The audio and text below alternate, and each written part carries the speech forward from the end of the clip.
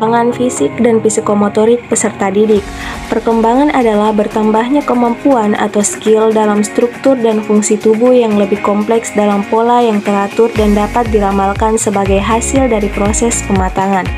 Perkembangan psikomotor adalah perkembangan mengontrol gerakan-gerakan tubuh melalui kegiatan yang terkoordinasi antara saraf pusat dan otot, dimulai dengan gerakan kasar yang melibatkan bagian besar dari tubuh seperti duduk, berjalan, berlari, meloncat, dan lain-lain. Kepada perkembangan peserta didik, perkembangan fisik motorik memegang peran yang sangat penting sebab proses tumbuh kembang anak akan mempengaruhi kehidupan mereka pada masa mendatang. Di dalam tubuh yang sehat, terdapat jiwa yang sehat.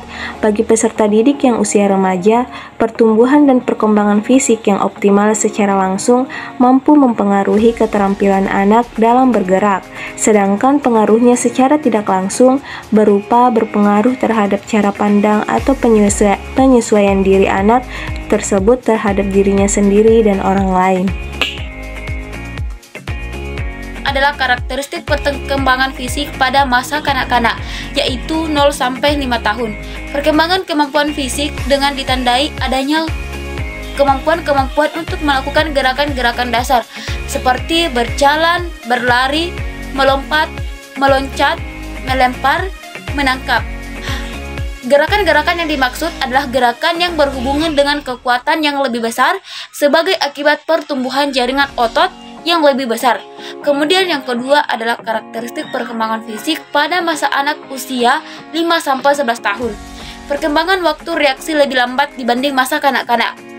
Koordinasi mata berkembang dengan baik, masih belum mengembangkan otot-otot kecil, kesehatan umum relatif tidak stabil dan mudah sakit, rentan dan daya tahan yang berkurang. Karakteristik perkembangan fisik dan psikomotorik peserta didik.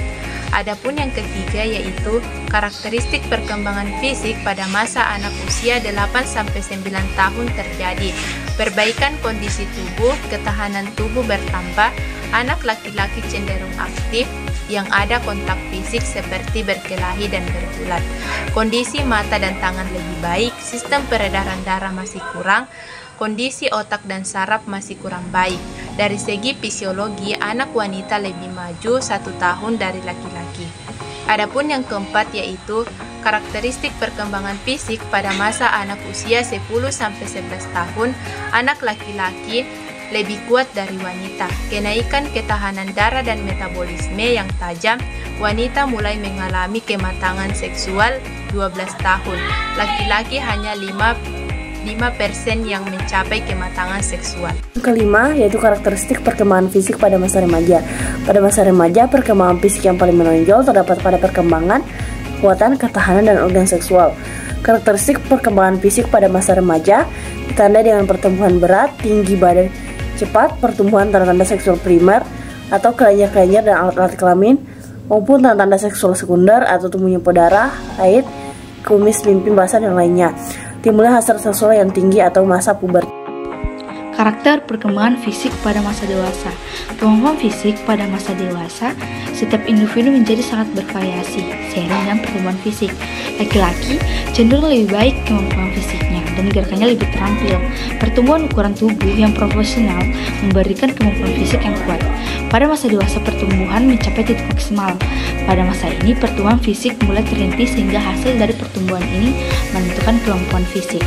Faktor yang mempengaruhi fisik dan psikomotor peserta didik. Yang pertama itu keluarga. Keluarga meliputi faktor keturunan maupun faktor lingkungan. Yang kedua, gizi.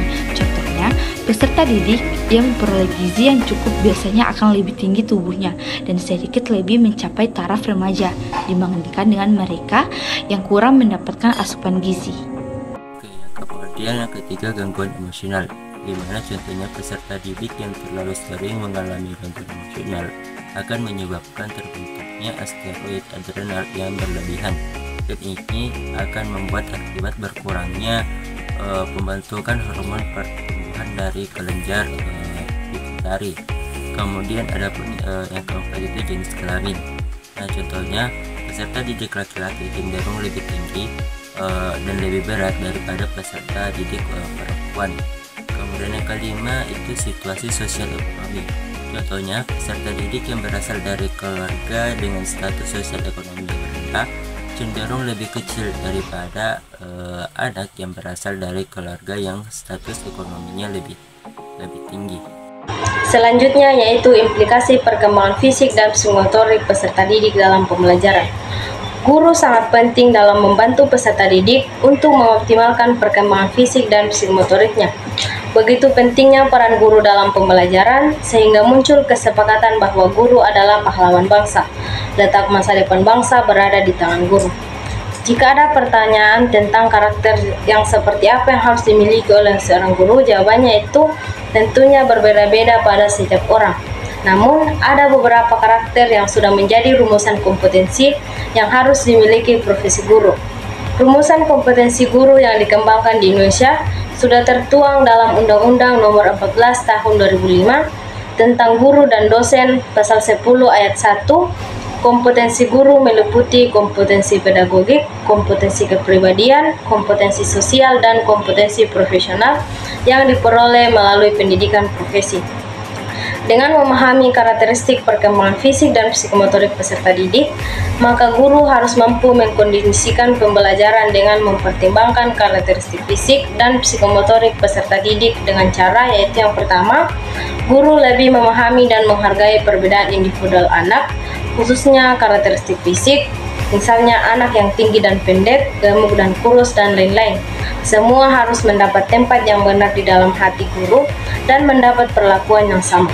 Kemudian yang kedua, orang tua dan peserta didik harus selalu diingatkan tentang pentingnya makanan bergizi untuk pertumbuhan fisik peserta didik, khususnya makanan 4 sehat 5 sempurna, bukan makanan dibeli siap saji.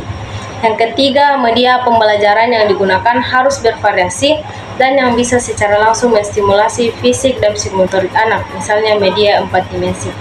Yang keempat, guru harusnya lebih banyak memberikan stimulasi supaya mempercepat kematangan perkembangan psikomotorik peserta didik, misalnya pemberian layanan pengajaran dan bimbingan.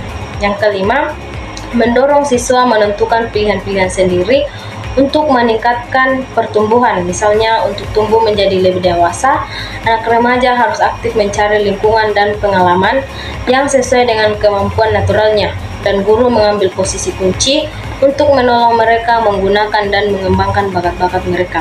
Dan yang terakhir yaitu lingkungan pendidikan harus menyediakan ruang untuk bermain bagi peserta didik. Adapun kesimpulan dari perkembangan fisik maupun psikomotorik peserta didik yaitu setiap peserta didik memiliki ciri-ciri perkembangan fisik sendiri-sendiri, baik dari motorik kasar maupun halusnya. Seperti pada anak usia 0-1 tahun, pada motorik kasarnya anak baru dapat merengak dan belum bisa berdiri secara mandiri. Pada motorik halusnya, anak dapat menjepit barang dengan jarinya. Berbeda pada anak dengan usia 2-1 tahun yang sudah dapat berjalan secara mandiri dan mulai mengeksplorasi atau menjelajahi lingkungan. Dalam perkembangan motorik tiap individu pasti mengalami tahapan yang sama, namun waktunya yang relatif berbeda.